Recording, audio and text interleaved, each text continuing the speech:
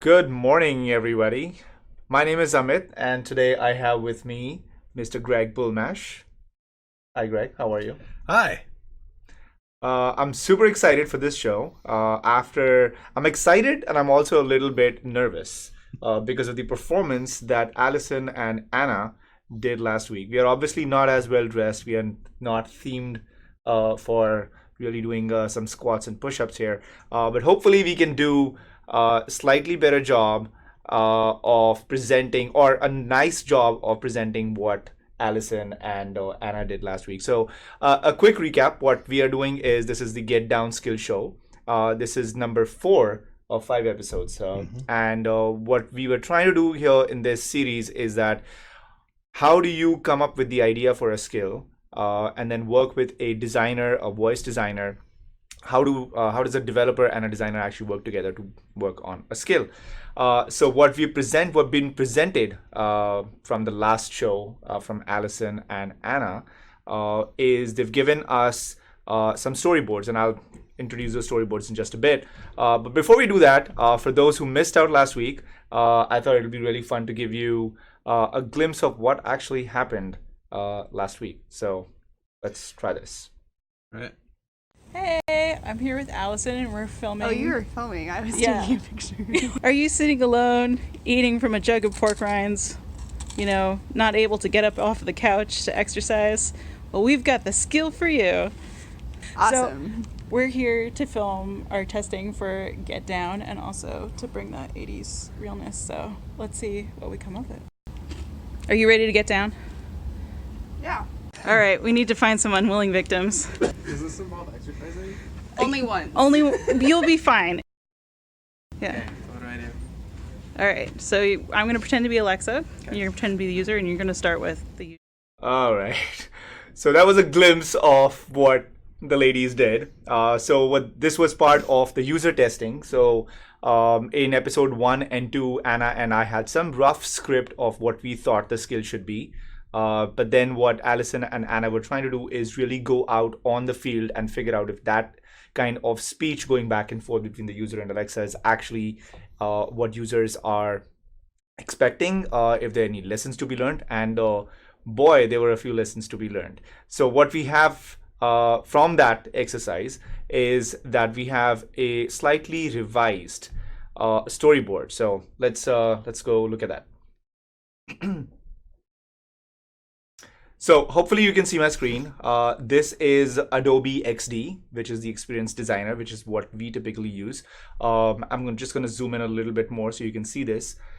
So what we have here is some storyboards that Anna has given us. And this, I'm actually going to zoom out a little bit just so you can see how expansive this thing is. So there's different situations, and I'm just going to zoom in back on the first situation or the first storyboard that we should be looking at.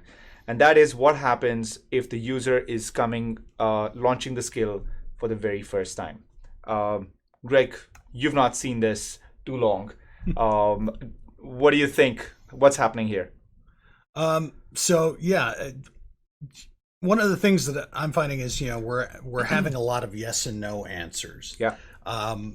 Which it's sort of funny because when I was in sales, the whole thing was never ask a yes or no question. But here you sort of have to, because that's a more natural conversation. Right. And so we're going to definitely have to think about how we handle the context of yes and no, because they're going to be coming in with the same word, but with different meanings. Sure. Yeah, absolutely. So let's look at the first card. This is the first time welcome.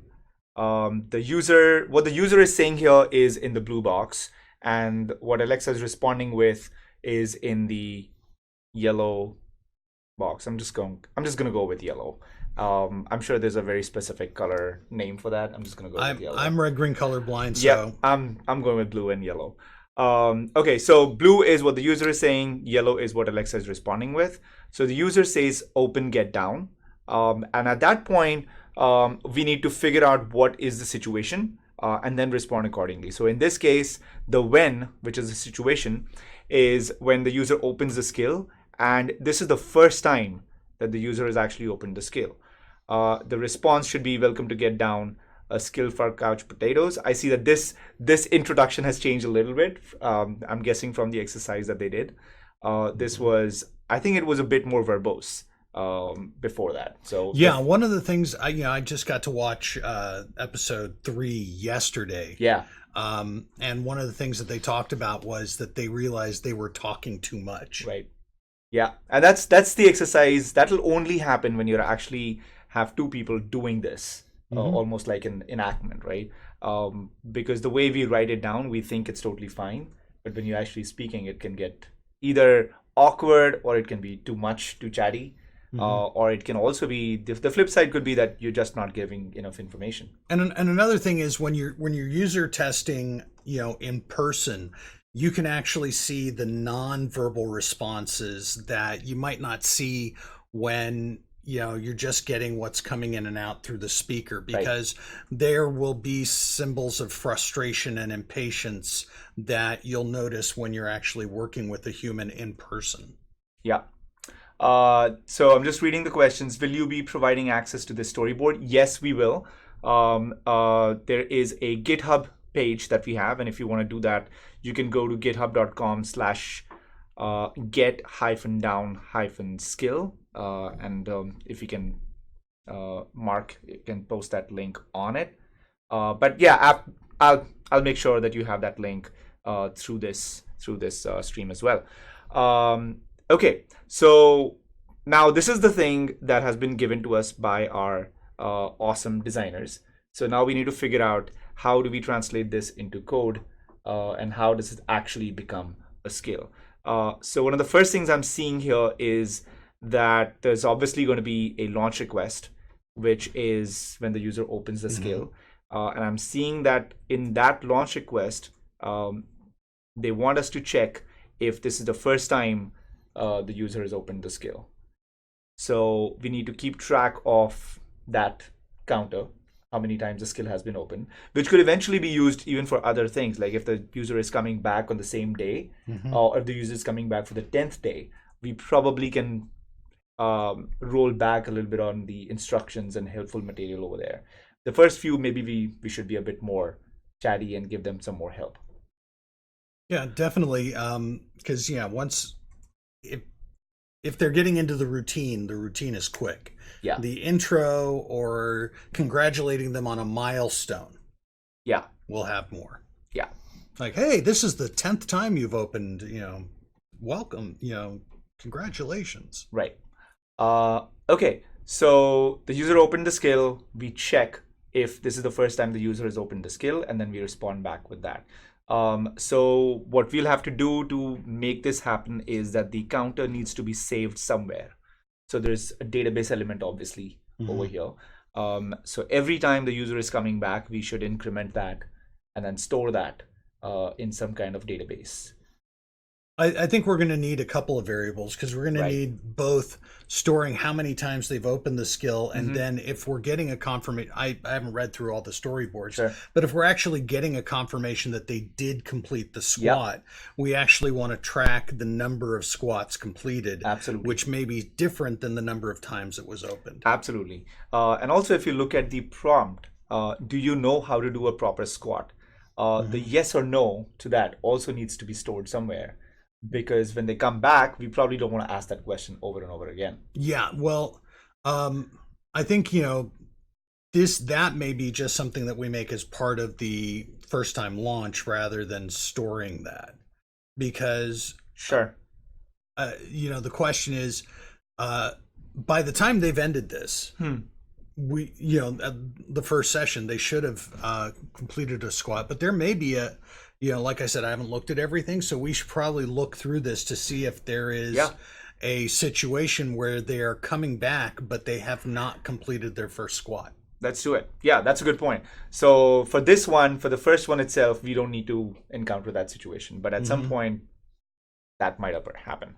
Yeah. Okay, so the next time, so the user is asked the question, do you know how to do a proper squat? The user is going to respond with a no. And at that point, we know now that the user does not know how to exercise. So that, I'm guessing, needs to be stored somewhere. and then give the instructions accordingly. That one I would store in a session variable. User does not know how to exercise. So let's run through this. So you said that you don't know how to do the exercise, and then you're coming back the next day. Well, Are you going to get asked the question again? I think there's there's two separate things. One, we have to have the context of that no. And the context of that no is going to be the last question we That's asked. right. Yep. So we're going to store the last question we asked in there. And if they say so, whether we're going to store yes or no is really sort of going to come, in that second storyboard. This is going to be if the last question asked was, do you know how to do a squat? Right. And the no intent was hit, then this is the response. Right.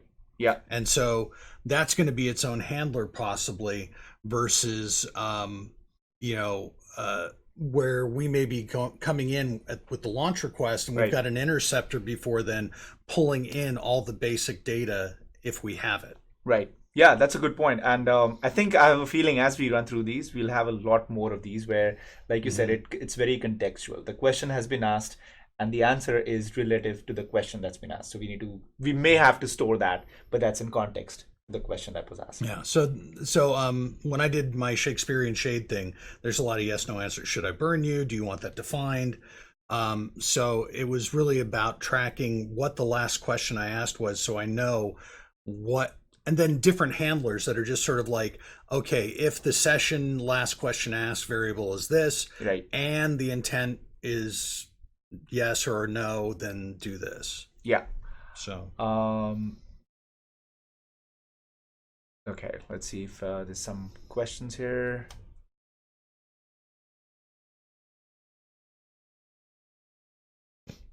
Oh yeah, so there's an idea about using gadgets. So you push the button when the squat is done. That is super cool. We should look at that as version 2. We should start off with this, but I think echo button just has to be done. That's a super cool idea.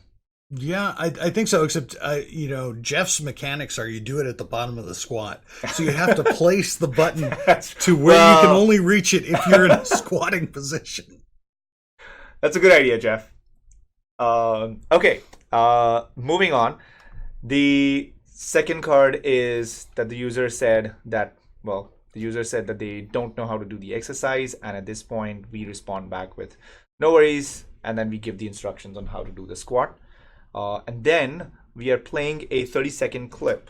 How are we going to do that, Greg? Do you have any ideas on the music? I know there's a way. I actually haven't implemented that, so that's all you, man. All right. I think the easiest way could be using SSML and then figure out an MP3 clip, or maybe pull something from the audio library that Alexa has. But that should be relatively easy or quick to do if we do the SSML route. Okay, and then they have another card, which is this time the user says no. And I wonder if this is a variation of this card. I don't know, because they're not. So let me know when you're done. So then you basically need a done intent. Yes. And that done intent may be contextual to, is that the first time? Is that is this, a regular exercise? So we may be having to sort of have that, a couple of different done intents. Yes. So the done intent, or the handler for the done intent would be, one, if the done intent was hit, which would probably mean that if the user said something like, Alexa, I'm done, or like, what's next, or all of these utterances will be matched up with the done intent. But the handler would be something along the lines of, if it was done and this is the first time, done and this is the 10th time, or whatever. There'll be different variations for us. Or this one looks like, you don't know how to do it. So the first thing we're doing is giving you a practice squat. Mm-hmm. Then we're going to offer you the reals squat. Then, we're going to have you do 2 squats. Mm-hmm. And each time we're going to play music while you're going to do the squats. Right. So definitely, I think the practice squat is its own special handler. Is that this practice squat? Yeah, that looks like the practice squat because, well, this is the one. This is the instruction. Yeah, so the second one, the second card is the one saying, okay, let's do our practice squat. Yeah. And then the third card is the response to the completion of the practice squat. Mm-hmm. But it's interesting because we may want to change that user no Mm-hmm. to something like user done, because there may, Allison in the video, right? She tried to do her practice squat and fell over. So the question really is then, like, what do you do if there's a failure on the practice squat? And that may be something we want to kick back to Allison and Anna, or there may be something in here. Needs more time, negative response. I think they may be handling it over here. Yeah, here we go. Yeah. It's not rocket science, it's Papa Squad. Yeah, so this is where they're handling something went wrong. But this, to me, it seems like these 2 cards, these 2 especially, are variations, because everything else is the same. Right? Or maybe what is this response to? See, that was easy. So that is. I think you're right. This is the done. This Yeah, needs to be done. Yeah, I think we need to just change that. Yeah. So this is a done. The user says, I'm done, which is similar to this one. Mm-hmm. The user said done, and this is basically coming back and saying, great, in no time you'll have this. And this is also similar confirmation. See, that was easy. Do you want to try it for reals this time? Yeah. Okay. So that is our launch. The first time the user is coming in. Then we have a bunch of other cards. So the way, and I would love to hear from you, Greg, is that the way I normally do these is that if I have these bunch of cards, they're essentially, each of these is an issue, a GitHub issue for me.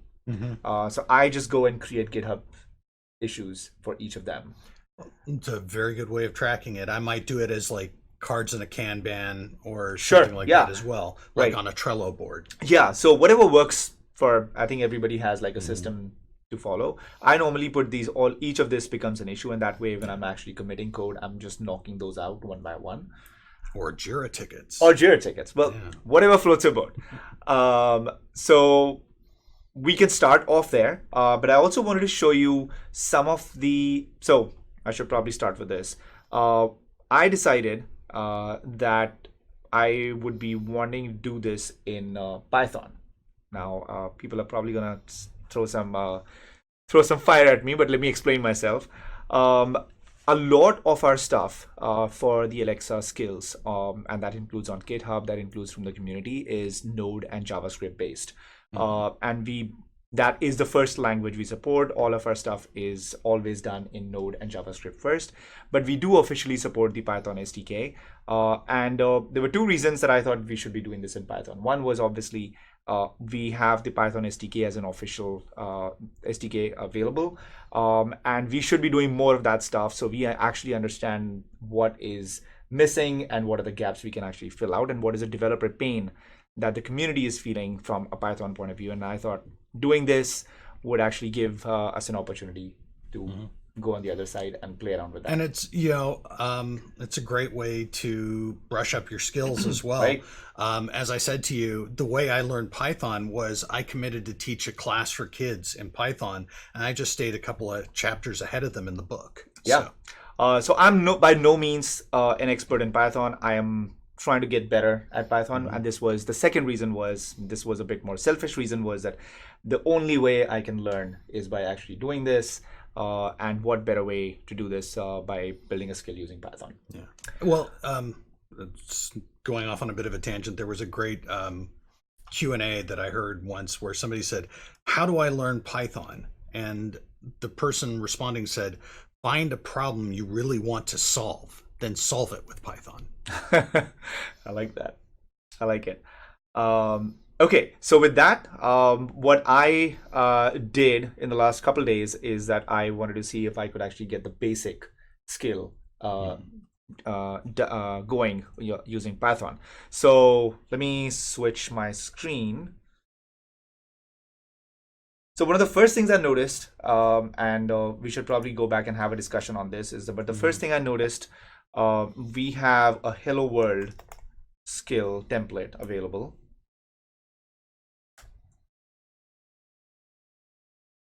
And let me find that now.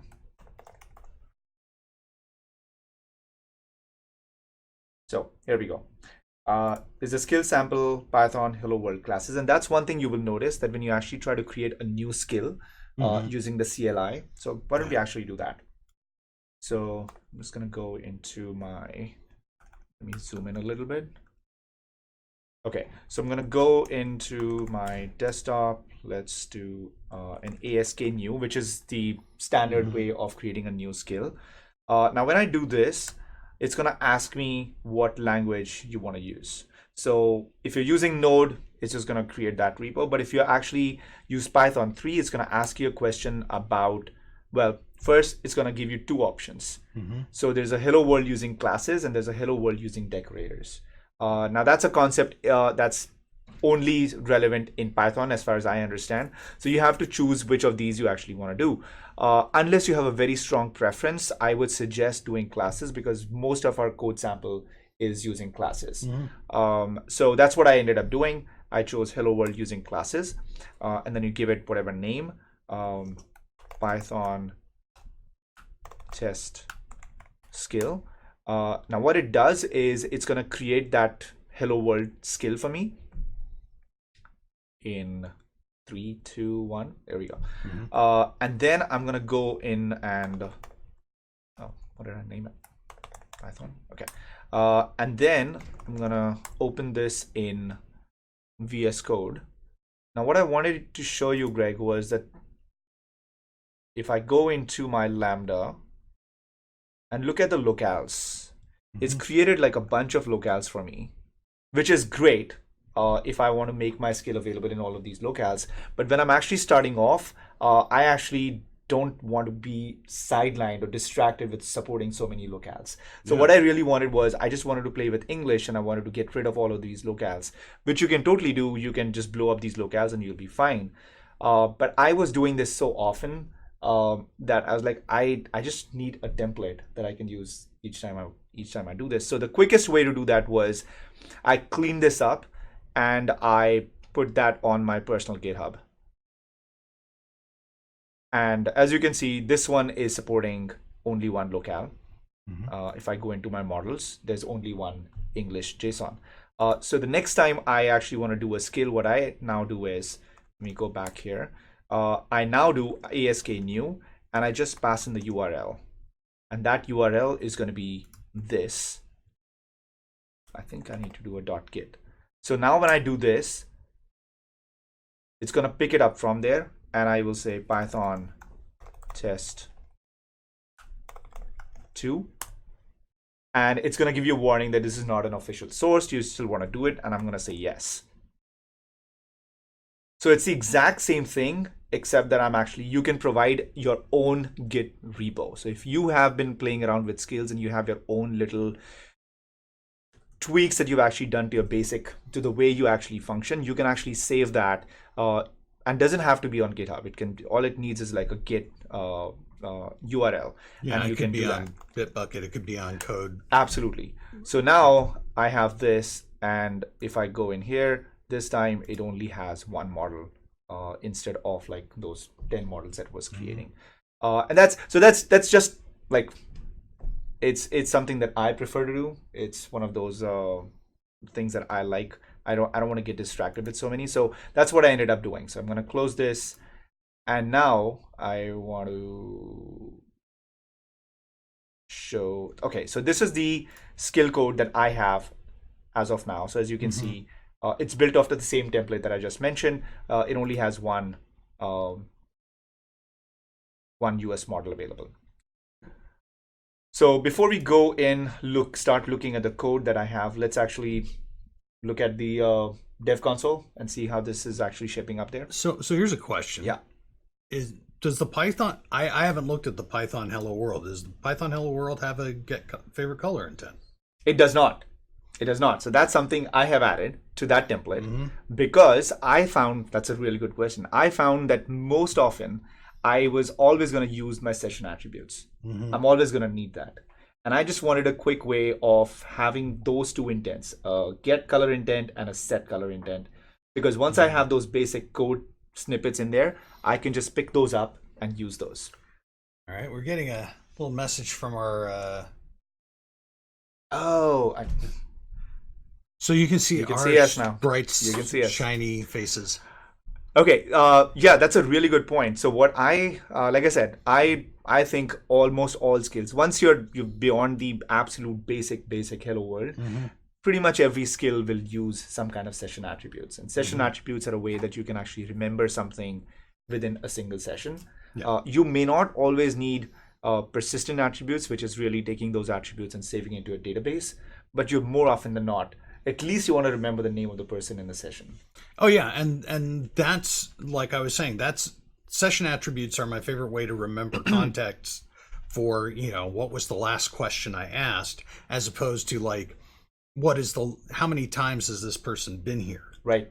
Yeah, absolutely. So that's what this skill is. My basic templates have set favorite color and get favorite color. That way I don't have to go looking at the snippets of code that I need to get my session attributes. That's just the way I like it.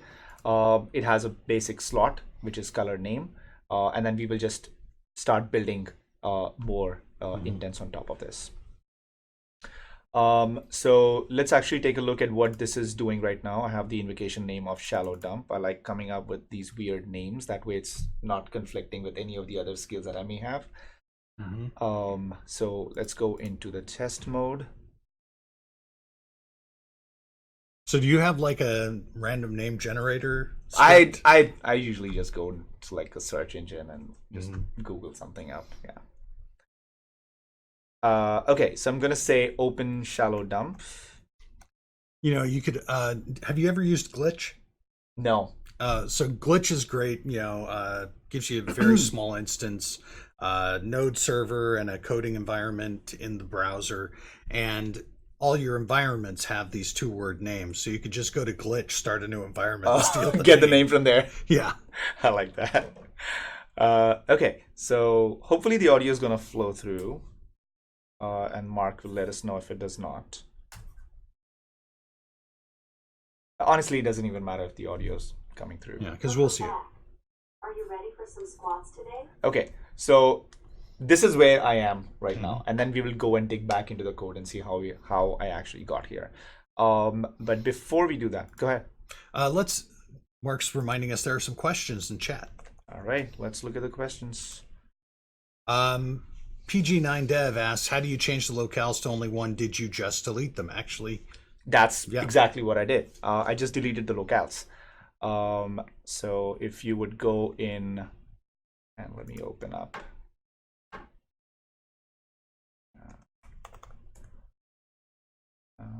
What did I name it? No.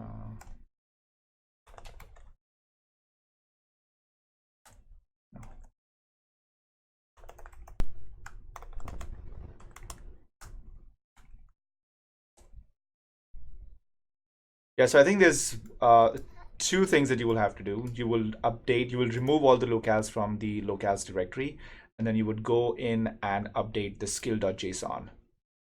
You would remove all these different key pairs from here, and that should be it. Then you might also want to go in and build your model. Yes, yeah. You would deploy it, and that should build the model. Yeah. Okay. More questions?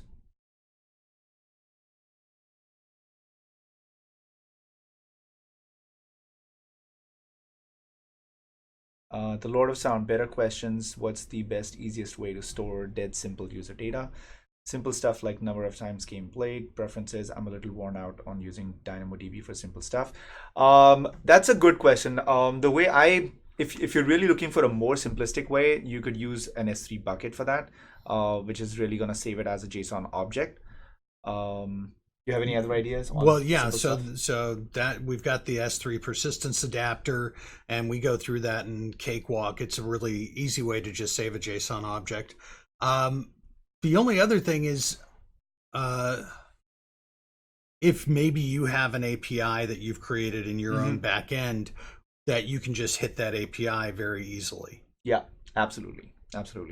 You could use, I don't know if it's going to be the most effective and easiest way of doing it, but I've seen like Jeff Blankenberg uses Airtable extensively. Jeff loves Airtable. And then, of course, if you're doing a game, there are a lot of services that provide all sorts of back-end stuff for your game. You just integrate their API SDK in there to use it for a variety of things. And you might be able to do that with Node. Yeah. I'm just trying to remember if GameLift provides those. I'm not sure. Because AWS has a number of game services. All right. Yeah, I mean, so it looks like the quick answer would be like check S3 bucket first for simplistic things like that. It's super quick, and that should do it for simple things like what's the count and all of that.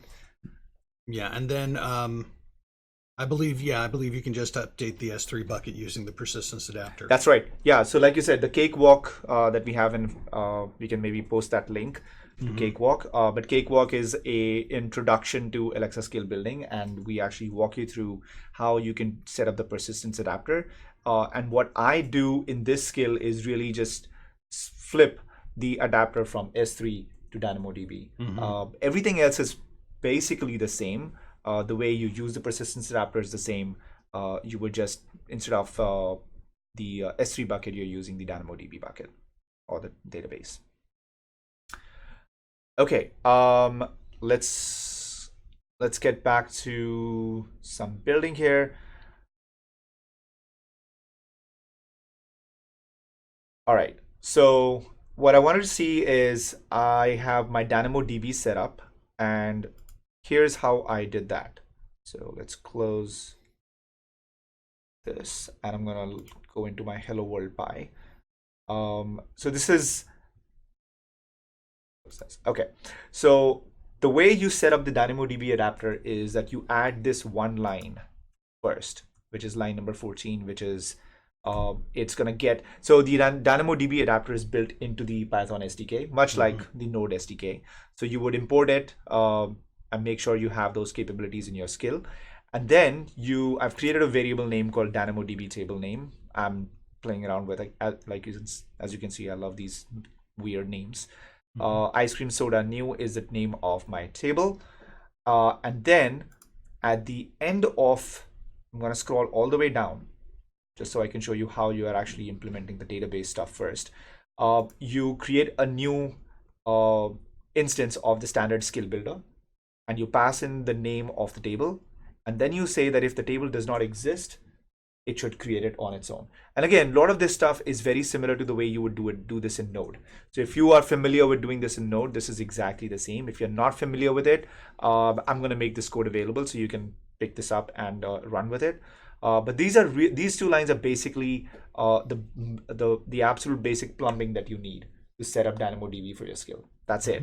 These two lines of code, and you have your DynamoDB set up. So this block down here is just like the same as in the Node, the JavaScript SDK, where you're registering your intents. That's right. And you're registering your adapters. Absolutely. And stuff like Yeah. So all of this is you are registering your adapters. If you add a new intent handler, you would make sure that that actually goes in here. So as you can see, these were my standard template handlers, but this is something I've added, knows how to squat handler.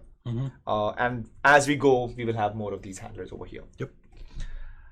And then, so now that I have that, let's actually go into AWS Lambda and make sure that we have the thing set up, the table set up over there. So the main thing that you have to do is you want to make sure that your Lambda function has access to your DynamoDB table. So you would do that by going to your, I'm going to open this in a new tab. Let's go to Lambda. The name of my function is skill code default. I'm using AWS Lambda as my You have a backend. lot of lambdas. I have a ton of lambdas.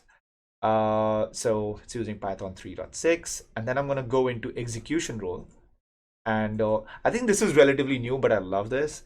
You can just click on this link over here, and that takes you to the policies on IAM console. Otherwise, I had to go into my IAM console and just really look for the function, and this is a lot better.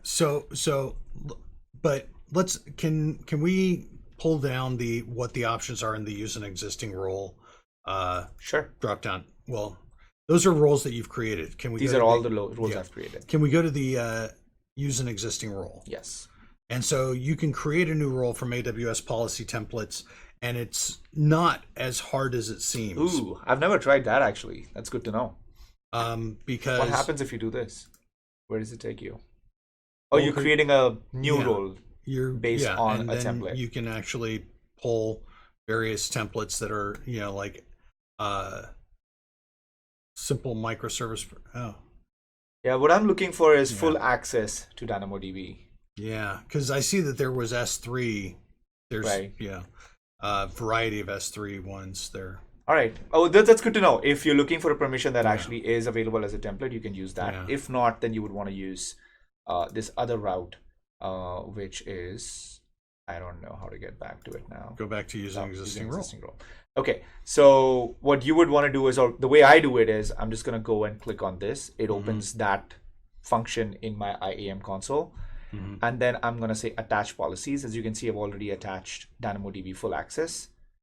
But that's what let's actually remove this, detach. And if you don't do this process, you look in your CloudWatch, you're going to get some errors saying that it does not have access. So you know that it's a permissions issue.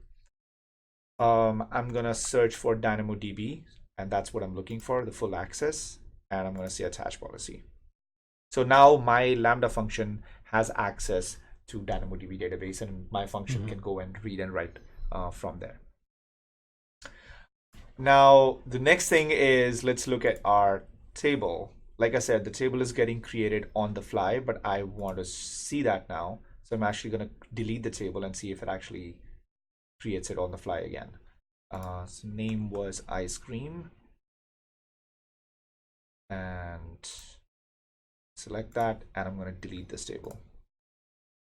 Okay, so now it does not exist, and I'm going to launch this skill again and see if it actually does it, and then we can go and look at the code. Do you want to look at some questions in the meantime while I do this? Sure. All right. Let's start from the top here.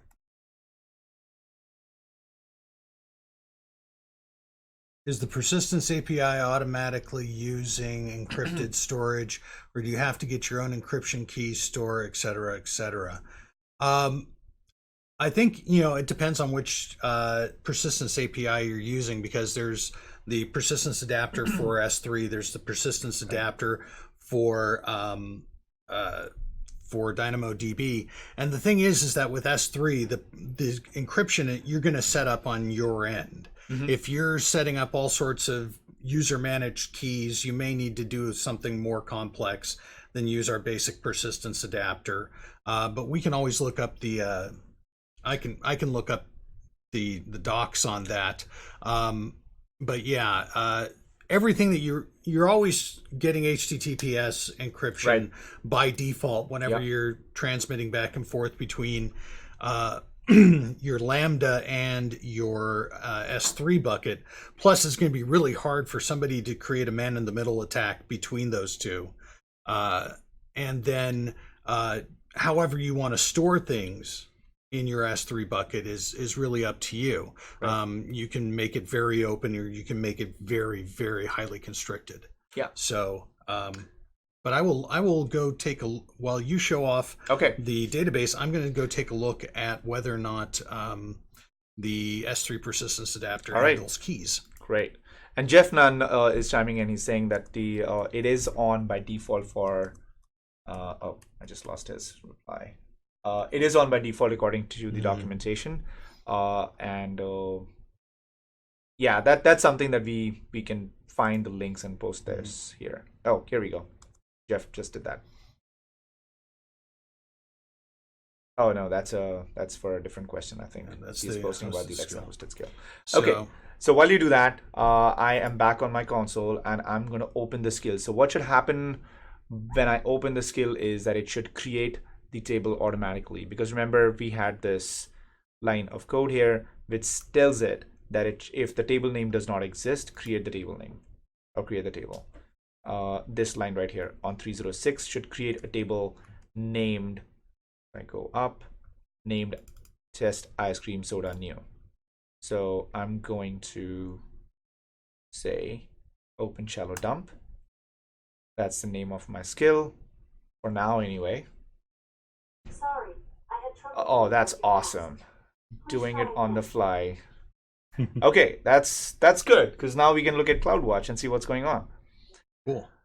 Yeah, it looks like there's some keygen stuff available within the SDK for the S3 adapter. So you'll want to definitely explore that more. I'll put up the link to the docs in the chat for the S3 adapter for Python.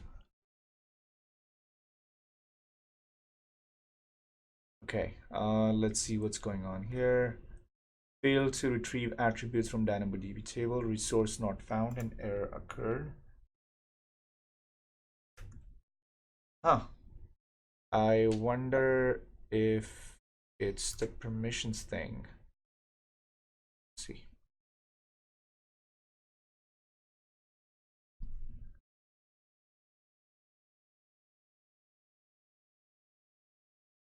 IAM. That does have the role. Let's try this again.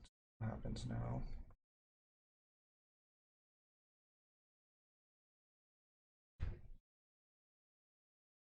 Welcome back. You know how to squat? That is really weird. It thinks I'm coming back, which means that it actually worked the first time, but it errored out for some other reason. So anyway, let's look at the DynamoDB table, if the table was created. Yep. Table was created. It knows that, let's look at this. Okay, skill count is 2. And so this is where I started playing around with states. So the first time we've asked the question, but the user has not replied yet. So the state is that we are pending squat knowledge. And when that changes, then I'm going to update this variable, which is squat knowledge, to yes or no. Yeah, and also there are a number of other things will eventually probably want to bring in, Absolutely. like time since last use, Yes. or last use timestamp. Yeah. No, and like you said, number of squats done, all of that stuff is going to show up here. We can even do streaks, which is a lot of the elements that Anna and Alison covered last week, is that you want to make sure that the users are coming back to your skills. You want to give them these nice gaming mechanisms that it actually keep coming back Give to them the warm skill. fuzzies, gamify it. Right. Okay, so now let's look at the code and how we are actually doing this. So the launch request handler, and don't judge me on my code right now. Okay, so this is our launch request handler, and as you can see, it has a few differences here. It has this abstract request handler being passed as a parameter, but beyond that, it looks very similar. If you've done any Node stuff, it looks very similar. Because you still have your can handle and your handle you functions. have your can handle, you have your handle functions, and then I'm doing a bunch of like if else, but at the end of it, you are returning it, much like the response builder, and then you have a speak, which is the whatever you have here is what the response would be, and ask is the reprompt. So can you scroll up a little bit? Sure. I just want to see something, because we're trying to think about why it errored out, and it might be that it was in the process of building the table when you tried to send a query. It's very possible. It's very possible. I think what happened is Like it depends how quickly I'm actually trying to access it. It's pretty quick. Yeah. Like within the launch request itself, I have this, right? So we need to figure out a way that when that happens, it should wait for the table to be created. Or honestly, in production, I would launch the skill first, so the database is already created. So you might actually want to have an initial launch as part of your build script. That's right. That's right. And once the database is created, hopefully that error should never happen again unless I'm actually deleting the table. Yeah. Okay. So what I'm doing here, Greg, is that I am setting up my attributes manager. So this is something that's available through the SDK. And this is our session data. This is our session data. And what I'm saying is if skill use count is an attribute that's available inside the persistent attributes, that means that this is actually not the first time the user has opened the skill. That's the logic I'm going with. And if it is not, then I should increment that. And then that's another variable I'm using, which is the Scott knowledge state variable. Again, if this is the first time, this is not the first time the user has opened the skill, that means that there should be a Scott knowledge available. Either they've answered it or they've not, but that is something that we should have at this point. And then the skill state is another one where I keep track of, okay, what was the last question, that, like you said. And maybe I could do a better job at like naming some of these variables. But that was the skill state is where I have to know what question was last asked, because the yes or the no response is going to be based on that skill state. And also, one of the hardest problems in computer science is naming stuff. That's right. That's right. I had this. I tweeted this. I think it was yesterday. There's this whole theory about when you're writing. Like writing and programming is very similar because it's really getting your thoughts out. And you should write, when you're writing, you should not write to act smart. You should write to be useful. And I think it's similar, very similar with programming, I feel, where you're writing. One, all of your thoughts are coming through, and if you're not clear in your head, that's going to show up also. But that's much with writing. The first draft is going to be ugly anyway. Oh yeah, well, it was very funny. So my degree is in creative writing. I wrote a lot of poetry and fiction in college. Oh wow! Even wrote a novel for my senior thesis. And of course, many of the great writers were alcoholics. So I did an experiment to see if drinking would help me with my writing. Yeah. And it actually made my prose way too flowery and dense, and it was easier to keep it simple when I was sober. Yeah, I mean, what's the trick? You write drunk and then you edit sober? Is that what it is? No. I would just write and edit sober. I just make sure. I could write prose that was a lot, like I said, a lot more flowery and dense and harder to read, but looked amazing. But I really was more about the easier reading and the good flow. So I just went, okay, this is a bad experiment. No more drinking before I write. Wow. Jeff Nunn is as surprised. How is it that we don't know that is what you do? You've got to do a reading of your book. Next one. From my book? From the thesis that you wrote. The thesis that I wrote, that is unpublishable. Unpublishable. That it's sort of like, your first kid is the one you make all the mistakes with. Your first novel is the one you make all the mistakes with. If I was going to do a reading, it'd be from the second one, which is technically done, but there are like parts I want to fix. So I've been working on this particular novel for 25 years. Oh wow. Is it close to completion now? It's never close to completion. There's an old saying. I think it's sort of like, computer releases and novels are never finished. They're just abandoned at the right time. I like that. I think there's so much similarity in programming and writing. Like I think you can say the same with software. The software is never finished. It's just because there's always something you want to do, but eventually you do have to ship. Yeah, I think Lord of Sound has finally he's dropping the mic on that is like, great art is never finished, only abandoned. Yep. Wise words, Lord of Found. Wise words. Anyway, we digress. So that's what's happening in our launch request. Now in my set and get, what I'm really doing is, it depends if I want to use it as store it as session attribute. If I do, then I'm going to store it in my session attributes. Really, the only difference is it's attribute.session attributes versus attribute.persistent attributes. And Python provides a function, a method called update, which operates on lists, and that way I don't have to. It doesn't override. I just want to update the fav color attribute to that list that already exists. So if it has anything else that's already in there, it's just going to update that key value pair instead of completely overriding the whole it. So object. That's a useful function that Python provides. And then finally, you just say the color of the favorite color. And in get, it's very similar. I get it from the session, from the persistent attributes, which is here. I'm reading it, get it, and then you speak it.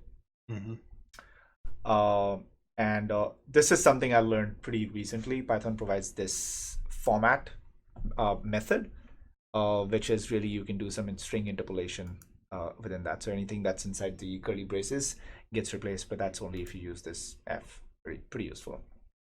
Look at me flaunting my, like, the minimalist of Python knowledge I have. I'm like using it here now. You know, the thing is that in tech especially, you tend to assume that your audience knows more than you do.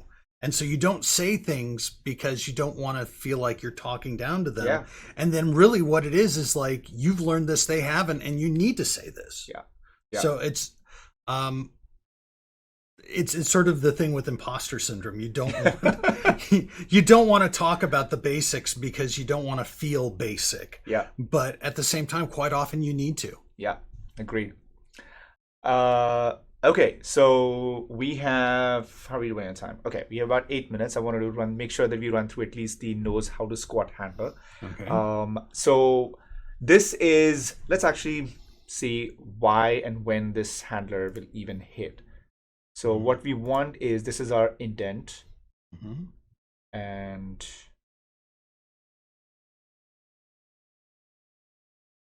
make sure. Okay, so I have added a yes intent and a no intent, which is one of two of the Amazon built-in intents, and that's all I've added on the model side.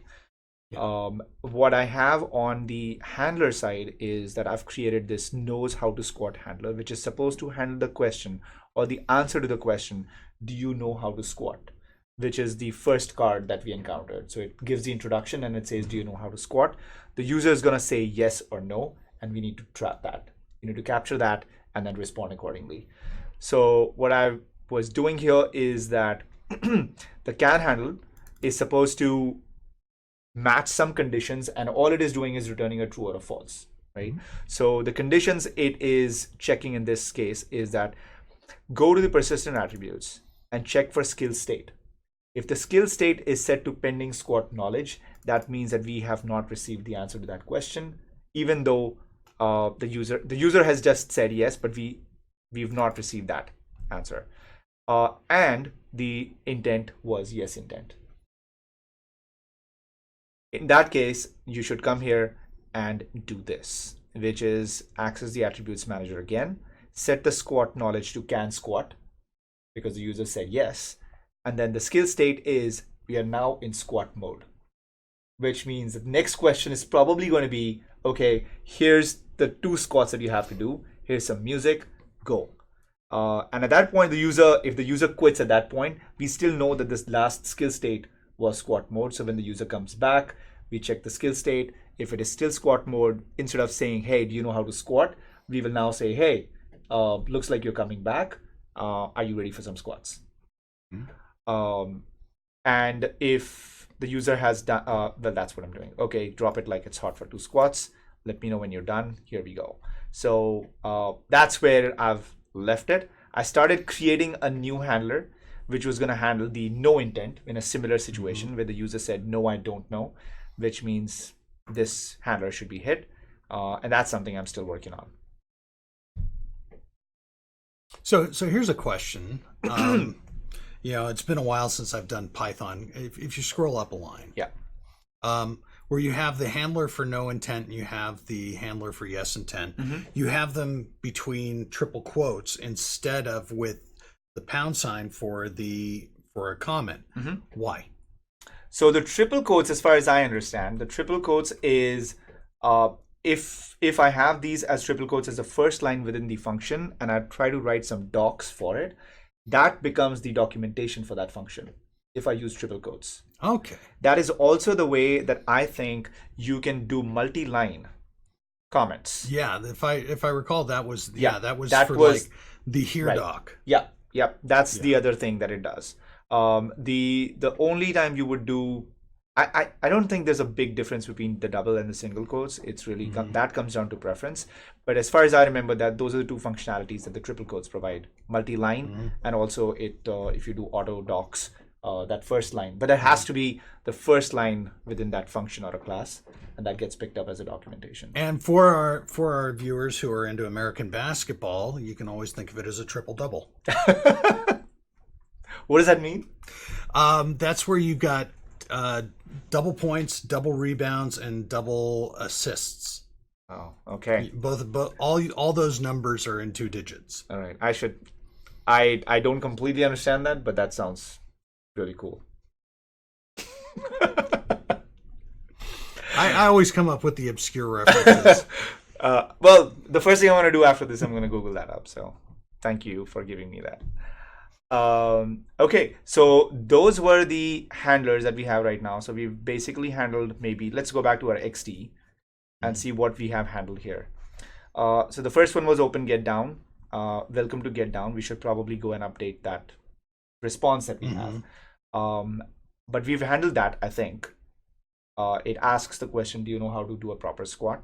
And then we've handled not this one, but we've handled this one, where the user says yes, and it says, okay, drop it like it's hot for 2 squats. You have the needs help handler. I have the handler, yes. So you can say that we have this card, this, and this one handled. The next step would be to go one step further, where the user says, okay, I'm done. What's next? Okay, so one other thing I wanted to bring up while we got a couple minutes. You had mentioned that you like to track these tasks using GitHub tasks, GitHub Issues. Yeah. Did you create an issue for this before? Not yet. Okay. Not yet. I should maybe back up a little bit. I had a repo that I was working off of that had those things, but that repo, the commit history got screwed, and I had to delete those, so I had to delete the repo. So initially, yes, I created those issues just so I had a working one, but now I'm going to go back and create all of these issues and then really use that as the I think next time it'd be good to see one of the issues and what kind of data you're putting in it to make sure that it's That's easy a really for good you point. to... Yep, we'll do that next time for sure. Okay, we have 2 minutes. Let's see if we can answer some questions here. Hopefully this was actually helpful. This whole exercise was helpful to see how we do things behind the scenes. This will obviously vary for different people.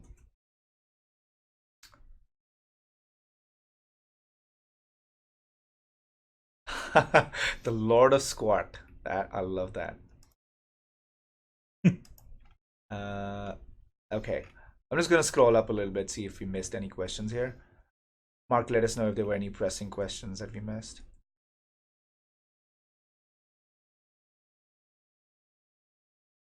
Lord of Sound. Trinity, have you seen him dance?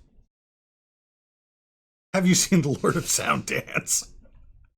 That was a question that was asked. I have not. Should I? Is that, well, maybe next time. Is there a YouTube video? Is there a YouTube video? Or maybe the next time we are at a voice conference, we have to make that happen. By the way, I want to give a big shout out to Mark Bartlett. He is our producer. He does an amazing job. Thank you, Mark. He is moderating right now. He's making sure that we are reading all the questions. He's making sure that we are always showing our faces to you. And he's just amazing. Thank you, Mark.